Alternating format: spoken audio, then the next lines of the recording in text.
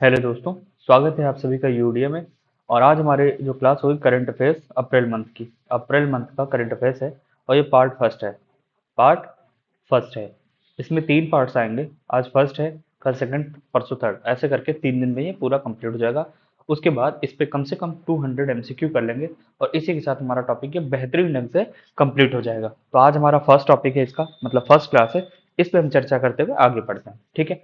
तो चलिए स्टार्ट करते हैं। स्टार्ट करने से पहले मैं आपको बता दूं, जिन लोगों ने इस चैनल को सब्सक्राइब नहीं किया है तो प्लीज सब्सक्राइब कीजिए, शेयर कीजिए और ज़्यादा से ज़्यादा लाइक कीजिए। इसका रीज़न बस यही है कि हम चाहते हैं कि आपको एक बेहतर क्लास कंटेंट और एक अच्छा क्वालिटेटिव कंटेंट मिले और आपकी जो एग्ज़ाम है, जो भी है पेट का एग्ज़ाम में लोअर पीसीएस है, जो भी आप दे रहे हैं उसमें एक बेहतरीन योगदान दे सकें और एक बेहतर कंटेंट के साथ हम आपको प्रोवाइड करा सकें। बस हमारा यही उद्देश्य है और ये तभी संभव हो पाएगा जब आप लोग इस चैनल पे ज़्यादा से ज़्यादा शेयर सब्सक्राइब करेंगे। ठीक हो गया? Clear is that? और इसकी पीडीएफ आपको हमारे टेलीग्राम चैनल पे मिल जाएगी। पीडीएफ के लिए आप हमारे टेलीग्राम चैनल पे जा सकते हैं। क्लास खत्म होने के तुरंत बाद इसको डाल दी जाती है। कहाँ पे? इसी के लिंक में, इसी के डिस्क्रिप्शन में आपको लिंक मिल जाएगा, वहां से जा सकते हैं। या फिर यूपी दिव्य एकेडमी,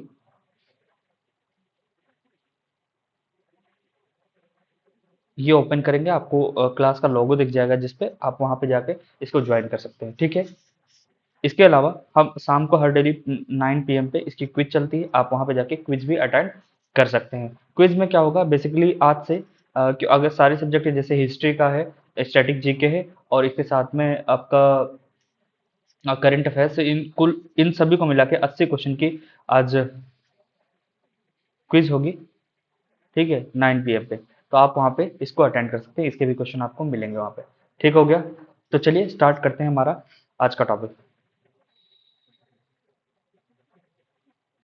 तो सबसे पहला है 1 अप्रैल। 1 अप्रैल को आरबीआई स्थापना दिवस मनाया जाता है, ठीक है। आरबीआई स्थापना दिवस मनाया जाता है और इसकी स्थापना जो हुई थी 1934 में हुई थी और तभी से ये मनाया जाता है, ठीक है। यानी 1 अप्रैल 1935 को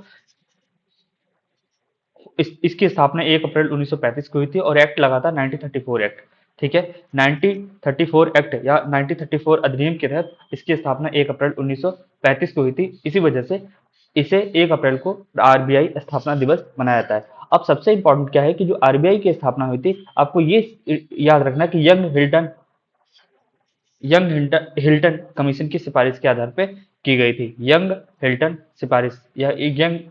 कमीशन के सिफारिश के आधार पे इसकी स्थापना की गई थी। अब सबसे इंपॉर्टेंट एक चीज और कि इसका प्रारंभ मुख्यालय कहाँ था? कोलकाता था, क्योंकि ये 1935-35 की बात है जब कोलकाता को एक मुख्य शहर के रूप में दर्जा दिया जाता।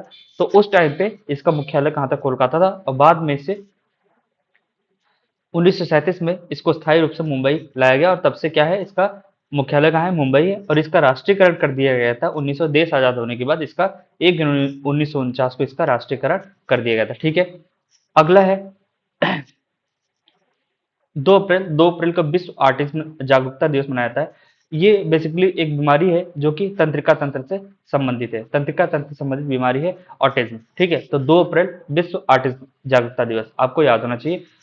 कब घोषित किया गया? यूएनए द्वारा 2007 में इसकी घोषणा की गई थी, ठीक है। उसके बाद 5 अप्रैल को आ जाइए, राष्ट्रीय समुद्री दिवस के रूप में मनाया जाता है। 1964 से इसकी शुरुआत हुई थी और इस साल का जो थीम है 2026 का, maritime India empowering progress. Maritime India empowering progress 2-3 बार इसको रीड करिए, आपको चीजें क्लियर हो जाएंगी, ठीक है। दिमाग में रखना है क्योंकि देखो इतनी सारा करंट अफेयर हो जाएगा, इतना सारा कि आपको याद रखना मुश्किल मुश्किल हो जाए, तो इसलिए। और माइंड अगर हम ध्यान से 2-3-4 बार चीजें पढ़ते हैं तो ये हमारे कहीं ना कहीं सबकॉन्शियस माइंड में स्टोर रहता है। जब हम क्वेश्चन को देखते हैं तब हमें थोड़ा थोड़ा रिकॉल हो जाता है कि यार ये तो हमने पढ़ा हुआ है, ठीक है। उसी के आधार पर हम एमसीक्यू करते हैं। नहीं तो यार हर चीज एक एक लाइन एक एक वर्ड हम लेकर एग्जाम में नहीं जा सकते हैं, ठीक है। इसी वजह से आपको ये ध्यान रखना है कि हमें इसको 1 2 3 4 बार पढ़ लेना है और याद करने की कोशिश कर रहे हैं तो बढ़िया, याद हो रहा है तो अच्छी बात है। अगर याद अगर नहीं हो रहा है तो सीधे क्या करना है, आपको इसको 3 4 5 बार पढ़ना है, ठीक है। ध्यान रख के पढ़ना है, एक एकांशित हो गया, ठीक हो गया। चलिए उसके बाद 6 अप्रैल को मनाया था विकास एवं शांति के लिए अंतर्राष्ट्रीय खेल दिवस। और इसकी स्थापना हुई थी 2014 में।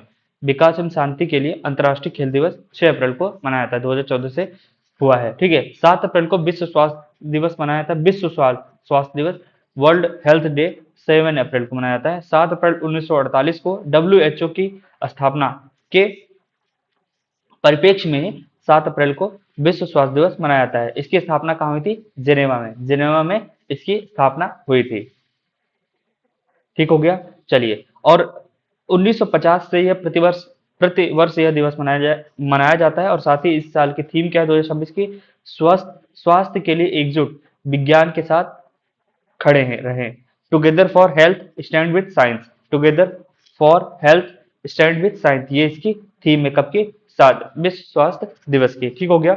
उसके बाद 10 तारीख को होम्योपैथिक दिवस मनाया जाता है। 10 अप्रैल को विश्व होम्योपैथिक दिवस मनाया था। और इसकी स्टार्टिंग हुई थी 10 अप्रैल 1975 को। एक जर्मनी में होम्योपैथिक के संस्थापक जो रहे हैं, ठीक है, doctor Christian Friedrich Samuel Hahnemann, इनका जन्म दिवस के उपलक्ष्य में ही होम्योपैथिक दिवस मनाया जाता है। विश्व होम्योपैथिक दिवस कब? 10 अप्रैल को। ठीक है। और 1976 में 1996 में होम्योपैथिक की खोज हुई थी। 1996 में 1796 में होम्योपैथिक की खोज हुई थी या खोज की गई थी। क्लियर है सर? चलिए आगे बढ़ते हैं हम लोग। 11 अप्रैल 11 अप्रैल कुछ का महत्वपूर्ण दिवस क्या है? World Parkinson's day. Parkinson's day, world Parkinson's day. ठीक है, ये बेसिकली राष्ट्रीय सुरक्षित मातृत्व दिवस।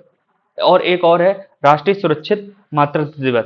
ठीक है, राष्ट्रीय सुरक्षित मातृत्व दिवस। दो दो डेट यहाँ बनाए थे, वर्ल्ड पार्किंसंस डे और दूसरा राष्ट्रीय सुरक्षित मातृत्व दिवस। ठीक है, और राष्ट्रीय सुरक्षित मातृत्व दिवस की शुरुआत 2003 में हुई थी। 11 अप्रैल 1987 को WHO द्वारा सुरक्षित मातृत्व पहल योजना की शुरुआत की गई थी। 11 अप्रैल 1987 को, आपको पता होना चाहिए, इसको रीड कर लीजिएगा एक दो बार। क्लियर है सर? 11 अप्रैल तो हमारा एक पेज खत्म होता है। उसके बाद एक चीज और है, 11 अप्रैल को ही राष्ट्रीय पालतू पशु दिवस मनाया जाता है। और इसकी शुरुआत हुई थी 2005 से। कब हुई थी? 2005 से। क्या मनाया था? राष्ट्रीय पशु पालतू दिवस। राष्ट्रीय पशु पालतू दिवस। राष्ट्रीय पशु पालतू दिवस कब? 11 अप्रैल को। ठीक है, आप सबको पता है कि 13 अप्रैल और 14 अप्रैल ये लगभग सबको पता होगा। जैसे कि 13 अप्रैल को जलियांवाला बाग कांड होता है और उसके पक्ष में जलियांवाला बाग कांड के आधार पर श्रद्धांजलि दी जाती है। ठीक है, और ये ऐतिहासिक घटना है। कब की? 13 अप्रैल 1919 की, अमृतसर में ये घटना हुई थी। ठीक है, आप सभी को पता होगा। नहीं पता होगा तो हिस्ट्री वाली क्लास में हम इसको देखेंगे। उसके बाद 14 अप्रैल को अंबेडकर जयंती मनाई जाती है। आप सभी को पता होगा, बाबा साहब अंबेडकर की जयंती है। 14 अप्रैल 1891 में इनका जन्म हुआ था। कहाँ पे? महू, MP में इनका जन्म हुआ था। और इन्हें मरने के बाद यानी मरणोपरांत इनको 1990 में भारत रत्न से सम्मानित किया गया था। कब? 14 अप्रैल को। ठीक हो गया। उसके बाद 15 अप्रैल विश्व कला दिवस, वर्ल्ड आर्ट्स डे। 15 अप्रैल को विश्व कला दिवस, वर्ल्ड आर्ट डे। 15 अप्रैल शुरुआत कब हुई थी? यूनेस्को द्वारा 2019 में इसकी शुरुआत की गई थी। यूनेस्को द्वारा वर्ष 2019 से इसकी शुरुआत की गई थी। क्या? 15 अप्रैल को विश्व कला दिवस के रूप में। ठीक है, यूनेस्को द्वारा इसको स्टार्ट किया गया था 2019 से। सब आपको डेट याद रखनी है। उसके बाद एक है विश्व हीमोफीलिया दिवस, 17 अप्रैल को मनाया जाता है। एक्चुअली ये हीमोफीलिया एक प्रकार की बीमारी है जिसमें क्या होता है कि हीमोफीलिया रोग होने के कारण ये अनुवांशिक रोग होता है और जिसको हो जाता है पीढ़ी दर पीढ़ी आगे चलता रहता है। ठीक है, और इसे शाही रोग के रूप में भी जाना जाता था, क्योंकि एक शाही खानदान में उसके अगले पीढ़ी में भी ये कंटिन्यू चला। ठीक है, इंग्लैंड की रानी विक्टोरिया से उनके परिवार के अन्य सभी लोगों में इस बीमारी के स्थानांतरण के कारण इसे शाही बीमारी के रूप में जाना जाता है। 17 अप्रैल विश्व हीमोफीलिया दिवस। ठीक है, तो जिसको हीमोफीलिया रोग होती है उसके ब्लड में रक्त का थक्का नहीं जम पाता है, जिसकी वजह से उसके ब्लड का यानी खून का स्राव होता रहता है। ठीक है, इसीलिए वे लोग जिनको हीमोफीलिया होता है वो कटने से काफी डरते हैं। ठीक हो गया। चलिए, उसके बाद 18 अप्रैल को विश्व विरासत दिवस मनाया जाता है। 18 अप्रैल को विश्व विरासत दिवस, और इसकी स्थापना 1983 से यूनेस्को द्वारा की गई थी। यूनेस्को द्वारा इसकी स्थापना की गई थी।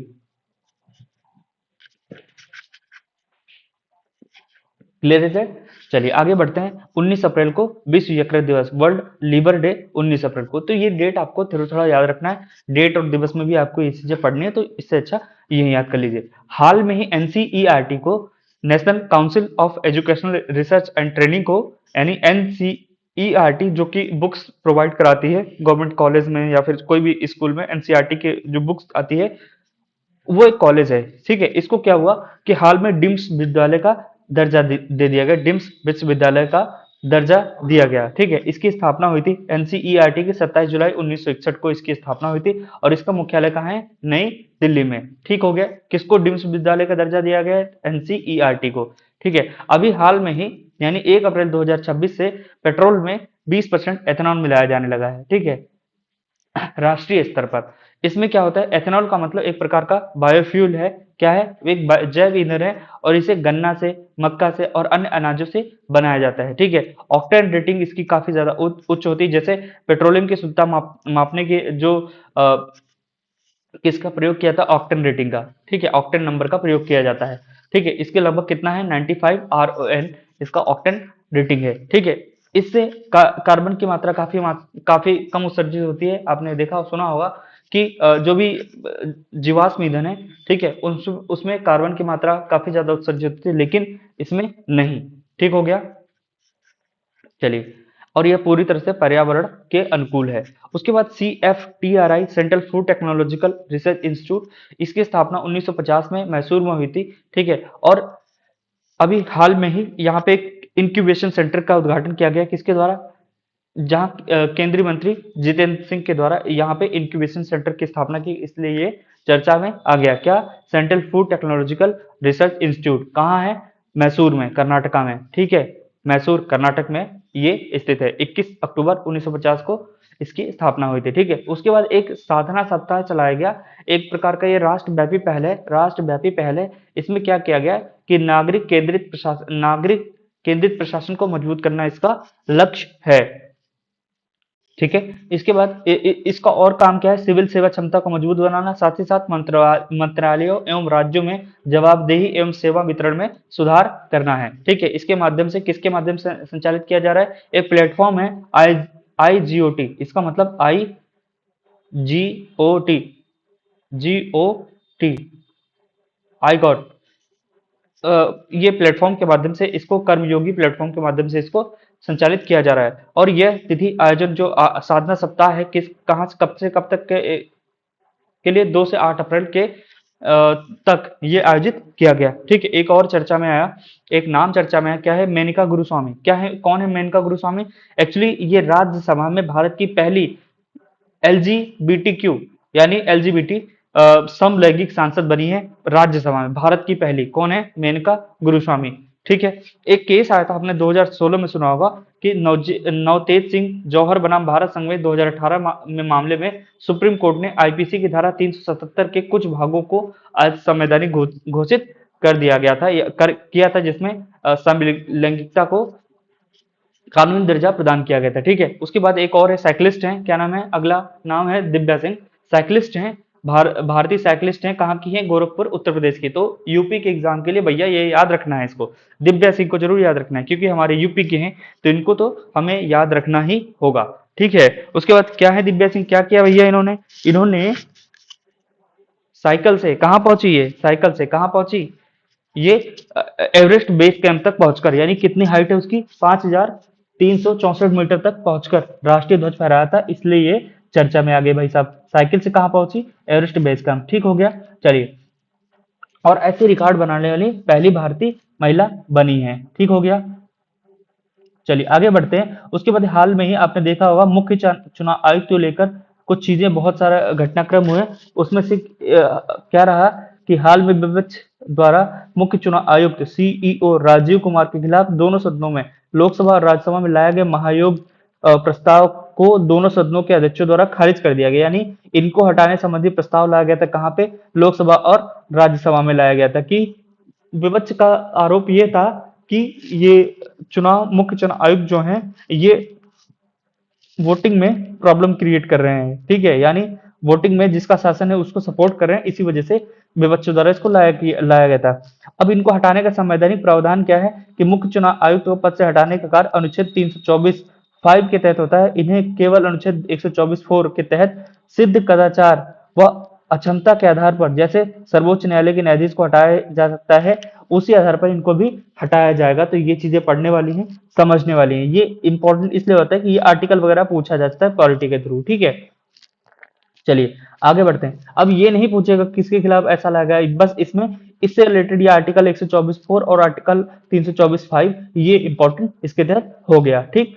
उसके बाद एक अभी हाल में ही 2028 में भारत जलवायु परिवर्तन शिखर सम्मेलन का आयोजन करने वाला था, लेकिन भारत ने इस प्रस्ताव को मना कर दिया, ठीक है। जलवायु परिवर्तन शिखर सम्मेलन यानी UNFCCC का 33वां जलवायु परिवर्तन शिखर सम्मेलन जो 2018 में होने वाला था, इसको भारत ने इसकी मेजबानी ना करने का फैसला लिया है, ठीक है। यानी अपना प्रस्ताव जो भेजा था उसको वापस ले लिया है, अब इसकी मेजबानी कोई और करेगा, ठीक है। इसके अलावा कॉप 30 जो है इसका बेलेम ब्राजील में नवंबर 2025 में वो था, और कॉप 31 कहाँ होगा, नवंबर 2026 में ऑस्ट्रेलिया के तुवालू में इसका होगा। यानी 25 वाला कहाँ हुआ था, बेलेम ब्राजील में, और 30 वाला कहाँ हुआ था, बेलेम ब्राजील में यानी तो 25 में, और 31वां कहाँ कब होगा, 2026 में ऑस्ट्रेलिया के तुवालू में होगा।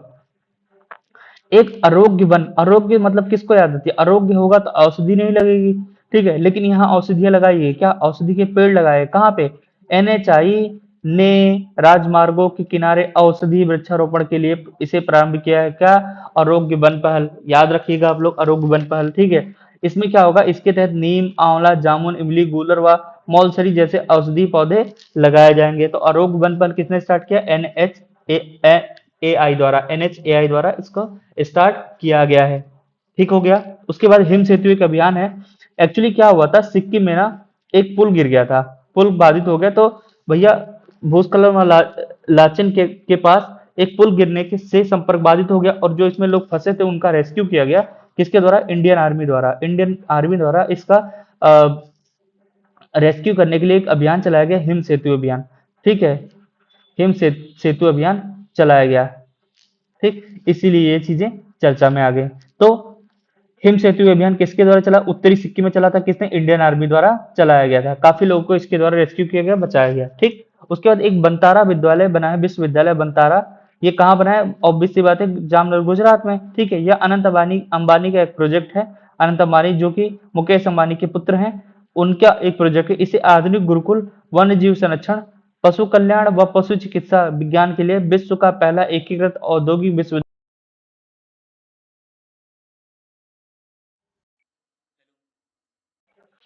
ठीक है। तो ये विश्व का पहला एकीकृत वैश्विक विश्वविद्यालय की घोषणा की है, बनाने की किसने, अनंत अंबानी, ठीक है। तो आपको पता चलिए बंतारा विश्वविद्यालय कहाँ है, गुजरात, जामनगर में, ओके। एक सिएटल में एक घटना घट गई, क्या सिएटल में घटना घटी, अरे घटना नहीं मतलब कुछ काम हुआ है, क्या, 12 अप्रैल 2026 को घटना क्या है, मुख्य घटना, स्वामी विवेकानंद की पहली आमकद कांस्य ब्रॉन्ज की प्रतिमा का अनावरण किया गया, बेस्ट लेक स्क्वायर में, USA में।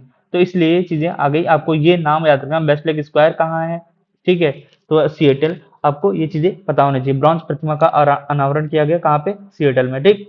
उसके बाद 131वां संविधान संशोधन विधेयक आया 2026, ये आया लोकसभा में, लेकिन ये विधेयक पारित होने से पहले ही गिर गया।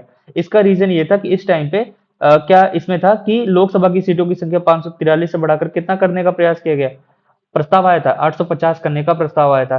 सीटों का विभाजन इसमें राज्यों हेतु 815 सीटें व केंद्र शासित प्रदेशों हेतु 25 सीटों का प्रावधान किया गया था, ठीक है। तो टोटल हो गया 800, और भी अन्य सीटें थी 25, 15, 30, ठीक है, 840 हो गई, और अन्य सीटें इसमें ऐड किया गया था, ठीक। मतलब यहाँ से इतनी सीटें प्रस्तावित थी, और भी चीजें होती, ठीक है।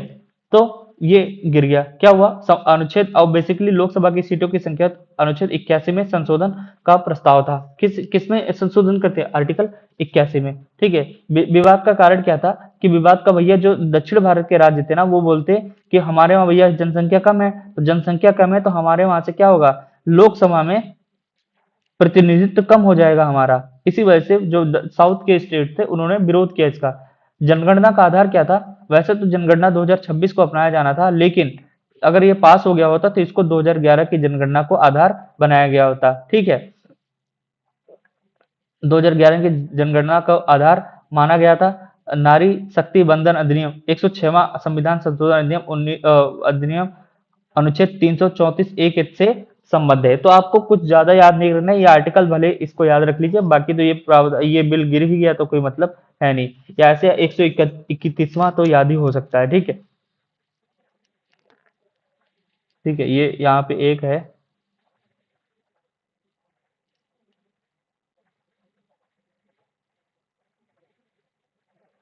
131वां। ठीक हो गया, चलिए। मुद्दा मैंने बता दिया कि ऐसा ऐसा हुआ था 2002 के पिछला परिसीमन 2002 में हुआ था, जिसमें 2001 की जनगणना का वो आधार बनाया था। अगला परिसीमन 2026 की जनगणना के आधार पर होना था, लेकिन इस संशोधन के बाद यह वर्ष 2011 की जनगणना को ही जनगणना के आधार पर ही हो जाता है। तो ये चीजें आपको थोड़ा सा आइडिया होना चाहिए बस। ठीक, चलिए आगे बढ़ते हैं। हरिवंश नारायण सिंह क्यों चर्चा में आए? ये लगातार तीसरी बार राज्यसभा के उपसभापति चुने गए, वो भी निर्विरोध, इसलिए चर्चा में आ गए। कौन? हरिवंश नारायण सिंह। ठीक है, इस पद पर निर्वाचित होने वाले पहले मनोनीत सदस्य हैं, पहले मनोनीत सदस्य हैं। ठीक, कांकरिया कोचिंग डिपो ये कहाँ है? अहमदाबाद में। यह क्या है? यह भारत का पहला जल तटस्थ रेलवे डिपो बना। कौन? Kankaria coaching depot. ठीक हो गया, ये कहाँ है? अहमदाबाद में। उसके बाद एक भाई साहब, एक पूर्व राष्ट्रपति हैं कहाँ के? चंद्रिका प्रसाद संतोखी, निधन हो गया इनका। ये बेसिकली सूरी नाम से जुड़े थे, सूरी नाम के पूर्व राष्ट्रपति थे, जिनका 67 वर्ष की आयु में निधन हो गया। ठीक है, और ये सूरी नाम क्या है? एक दक्षिण अमेरिकी देश है, दक्षिण अमेरिकी देश है। ठीक है, याद होना चाहिए। इसका राजधानी इसकी याद रखो पारामारिबो, और इसकी मुद्रा क्या है? डॉलर है। क्या है मुद्रा? डॉलर है। ठीक है, याउंडे कैमरून डब्ल्यूटीओ सम्मेलन, याउंडे कैमरून में, याउंडे जो स्थान है कैमरून में पड़ता है, यहाँ पे डब्ल्यूटीओ का सम्मेलन हुआ, और यहाँ डब्ल्यूटीओ का 14वां मंत्री स्तरीय सम्मेलन हुआ। ठीक है, और यह तिथि कब थी? 30 मार्च 2026 को इसका आयोजन किया गया था। अभी हाल में ही एक हमारा जो पड़ोसी देश है म्यांमार, म्यांमार में अभी हाल में एक राष्ट्रपति बने, वो एक सैन्य लीडर हैं, मिन आंग हाइलिंग हिलाइंग। ठीक है, मिन मिन आंग हलाइंग। ठीक है, तो आपको ये नाम खतरनाक है, इसको याद करना है, ये आपकी जिम्मेदारी है। ठीक है, तो अभी क्या हुआ, इनको म्यांमार के नए राष्ट्रपति बने हैं। ठीक है, और 3 अप्रैल 2026 को इन्होंने पदभार संभाला, और ये एक प्रकार के सैन्य लीडर हैं। ठीक हो गया, इतना आपको पता होना चाहिए। ठीक है, एक उच्चराल न्याम ओसोर एक नाम है, ये बेसिकली उच्चराल न्याम ओसोर एक नाम है। ये क्या है? मंगोलिया के नए प्रधानमंत्री बने हैं, और मंगोलिया की राजधानी क्या है? क्या है? उलान बटोर मंगोलिया की राजधानी हो गया। ठीक है, पारामारिबो कहाँ की राजधानी? सूरीनाम की। इतनी सारी चीजें आपको याद रखनी चाहिए। ठीक, हाल में ही लियोन, लियोन एक जगह है कहाँ पे? फ्रांस में। लियोन कहाँ है? फ्रांस में। यहाँ पे वन हेल्थ समिट किया गया, और यहाँ वन हेल्थ समिट 2026 का आयोजन हुआ। कब से? 5 से 7 अप्रैल 2026 के बीच में। ठीक है, अभी हार्मुज जल डमरू विवाद हुआ, किसका नाम? बहरीन द्वारा संयुक्त राष्ट्र सुरक्षा यूएनएससी में इस जल डमरू के मुद्दे को खोलने का प्रस्ताव पर रूस व चीन ने वीटो कर दिया। समर्थन व मतदान, सुरक्षा परिषद के 11 सदस्य देशों ने इस प्रस्ताव का समर्थन किया, जबकि पाकिस्तान और बोलीविया ने मतदान में हिस्सा नहीं लिया, यानी वो तटस्थ रहे। ठीक, उसके बाद ग्लोबल एक्सपोर्ट रैंकिंग में, यानी निर्यात सूचकांक 2025 में सबसे ज्यादा निर्यात किसने किया? कुल निर्यात पिछले वर्ष के 7% की वृद्धि हुई, और वैश्विक हिस्सेदारी में 10 देश मिलकर लगभग 49.6% निर्यात का प्रतिनिधित्व करते हैं। उसमें अगर शीर्ष देश की बात करो, चीन, यूएसए और जर्मनी। चीन सबसे ज्यादा, उसके बाद यूएसए, फिर जर्मनी निर्यात करते हैं, और ये तीनों देश मिलकर वैश्विक निर्यात का लगभग 29% भाग कवर करते हैं, यानी 70 में से 70 अदर और 29 अदर लोग इसका निर्यात करते हैं। ठीक हो गया, और अन्य शीर्ष देश कौन से हैं? नीदरलैंड, हांगकांग, जापान, इटली, दक्षिण कोरिया। ठीक है, और यूएई और फ्रांस, ये आपका टॉप 10 में है। भारत का स्थान कौन सा है? 19वां स्थान निर्यात के साथ, निर्यात के लिए। ठीक हो गया, यानी हम निर्यात काफी कम मात्रा में करते हैं। ठीक, रोमन गोफमैन को, ये सबसे इंपॉर्टेंट, ये याद रखिएगा, रोमन गोफमैन को मोसाद का प्रमुख बनाया गया है। इससे पहले कौन थे? डेविड बार्निया थे, डेविड बोर्निया इससे पहले थे। एक सुसान कोयल, बेसिकली सुसान कोयल कौन है? एक महिला है, ऑस्ट्रेलिया रक्षा बल की पहली महिला सैन्य प्रमुख नियुक्त की गई। कौन? सुसान कोयल। कौन है? ऑस्ट्रेलियन डिफेंस फोर्सेस की पहली महिला सैन्य प्रमुख। कौन? सुसान गोयल। ठीक है, उसके बाद रिलोस जो एक एग्रीमेंट हुआ है, रिलोस एग्रीमेंट, ये किसके साथ हुआ है कि reciprocal exchange of logistic agreement, ये भारत व रूस द्वारा पारस्परिक रसद विनिमय समझौते को रिलोस को लागू किया। किसके रिलोस का जो एग्रीमेंट है किसके साथ हुआ है, भारत और रूस के बीच में इसको लागू किया गया है। ठीक, अभी हाल में डीजीसीए के एक प्रमुख नियुक्ति है, उनका नाम है Veer Vikram Yadav. DGCA director general of civil aviation, ठीक है, जो हवाई यात्रा जो करवाती है उसका प्रमुख किसे अपॉइंट किया गया है, वीर विक्रम यादव को डीजीसीए का प्रमुख या इंचार्ज घोषित किया गया है। अभी हाल में ही बेसिकली सुदर्शन पटनायक चर्चा में रहे हैं। ये बेसिकली ओडिशा के प्रसिद्ध रेत सैंड आर्टिस्ट हैं। ठीक है, अभी इसलिए चर्चा में क्योंकि इन्हें जनगणना 2027 का ब्रांड एम्बेसडर अपॉइंट किया गया है। क्या बनाया गया है, ब्रांड एम्बेसडर 2027, जनगणना 2027 का ब्रांड एम्बेसडर किसको बनाया गया है, सुदर्शन पटनायक को। ये है कौन, ये ओडिशा के प्रसिद्ध रेत कलाकार है, सैंड आर्टिस्ट हैं, यानी ये रेते में अपने चित्र उकेरते हैं सबके किसी के भी, तो ये सैंड आर्टिस्ट हैं। ठीक हो गया। पहला खेलो इंडिया ट्राइबल गेम्स कहाँ हुआ, छत्तीसगढ़। याद रखिएगा, पहला खेलो इंडिया ट्राइबल्स गेम्स 2026 में कहाँ आयोजित किया गया, छत्तीसगढ़ में। ट्राइबल्स गेम्स 2026 कहाँ आयोजन हुआ, छत्तीसगढ़ में। ठीक है, छत्तीसगढ़ के रायपुर, जगदलपुर और सरगुजा जिलों में इसका आयोजन किया गया। तो चलिए आगे बढ़ते हैं। पहला खेलो इंडिया ट्राइबल गेम्स का हुआ 2026 का, छत्तीसगढ़ के रायपुर में। ठीक है, छत्तीसगढ़ रायपुर।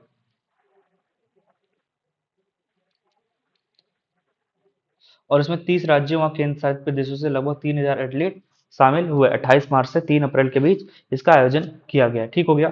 इसमें सबसे ज्यादा पदक किसने जीते, कर्नाटक ने 23 स्वर्ण पदक प्लस 8 रजत पदक प्लस 7 कांस्य पदक जीता, कुल 38 पदक जीता। उड़ीसा ने कुल 57 पदक जीते। झारखंड ने कुल 35 पदक और कुल पदक महाराष्ट्र ने 20 और अरुणाचल प्रदेश ने 11 पदक टोटल जीते। बिहार कुल 2 पदक।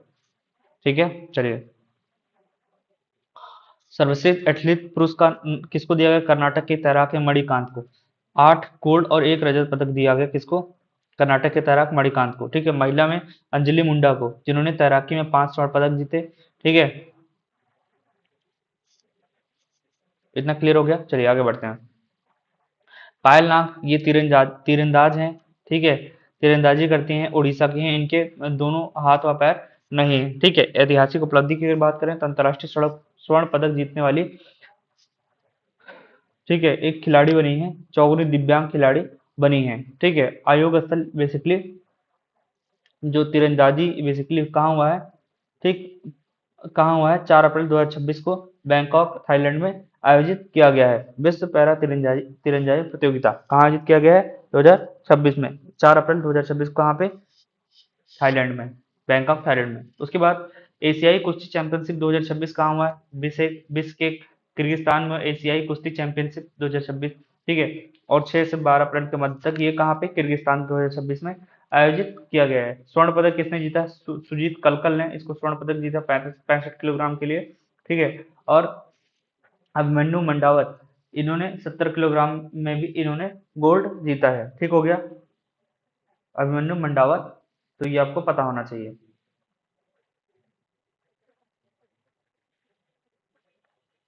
ठीक, चलिए। तो एशियाई कुश्ती चैंपियनशिप पदक तालिका, और देखा जाए अगर पदक तालिका की बात की तो भारत की स्थिति कुल 17 पदक जीता था भारत ने। इसमें 2 स्वर्ण 6 रजत और 9 कांस्य जीतकर पदक तालिका में दूसरे स्थान पर रहा था कौन, भारत। ठीक हो गया।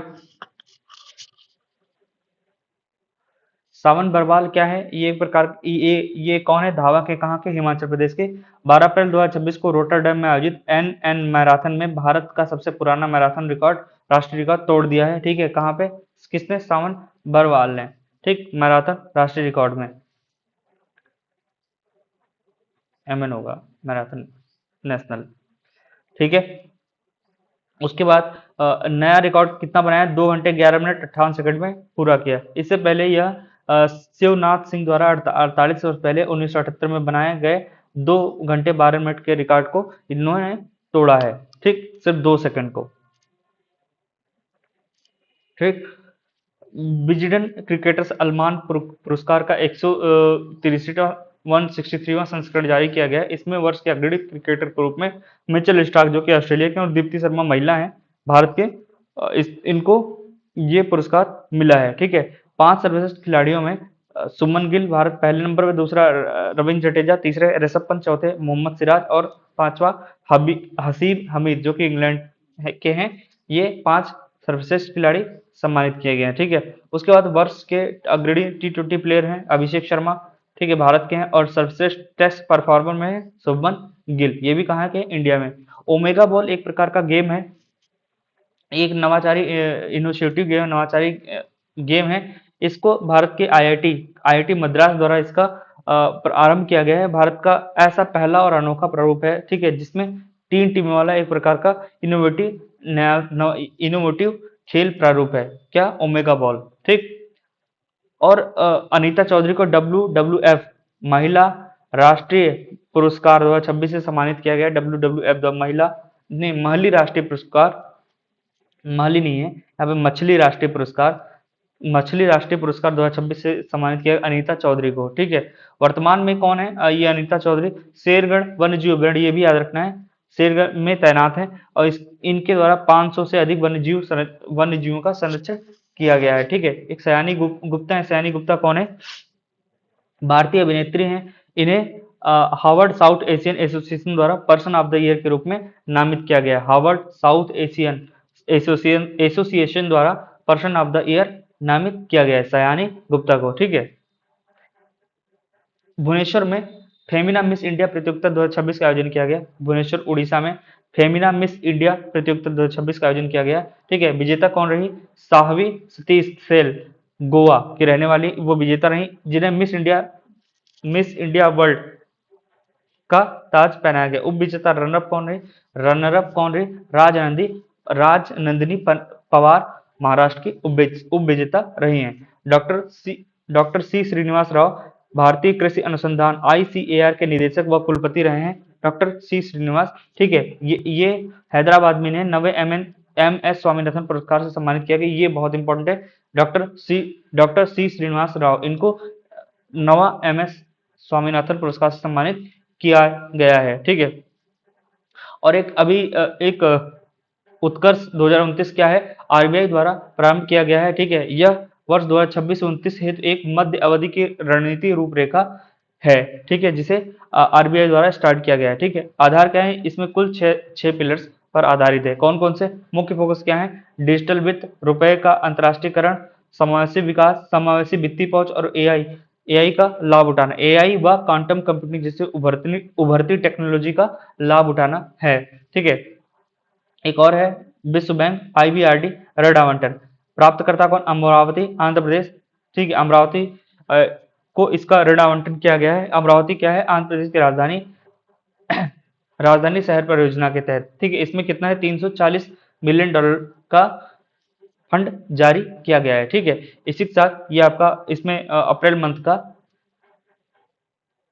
फर्स्ट पार्ट कंप्लीट होता है 2 पार्ट आपको और मिल जाएंगे, और इसी के साथ हमारा अप्रैल पूरा कंप्लीट हो जाएगा। ठीक है, जिन लोगों ने चैनल को सब्सक्राइब नहीं किया है, कृपया इस चैनल को सब्सक्राइब करें, शेयर करें, और आगे आने वाली जर्नी में आप अपने हेल्प के साथ साथ हमारी भी हेल्प करें। ठीक है, थैंक यू सो मच। इसकी PDF आपको अपलोड कर दी जाएगी टेलीग्राम चैनल पे, वहां पे जाके आप इसकी PDF को प्रिंट आउट करा सकते हैं। ठीक है, थैंक यू सो मच। जय हिंद, जय भारत।